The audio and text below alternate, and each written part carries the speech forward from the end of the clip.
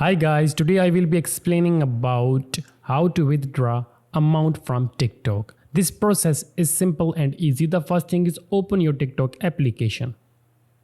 Once it will be open, take a look on the bottom right. You will see a profile icon. Just tap on it, and from here tap on these three lines which are on the top right, and then tap on the last option, settings and privacy. On the fourth number you can see the option balance. Just tap on it.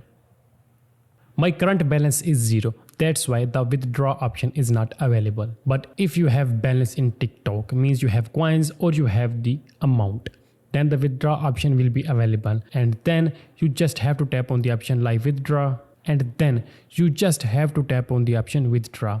And you need to do some kind of formalities. Means you need to connect your bank account or some other account with TikTok, and then you can withdraw amount from TikTok to your desired bank or application. And it was the way by which you can withdraw amount from TikTok.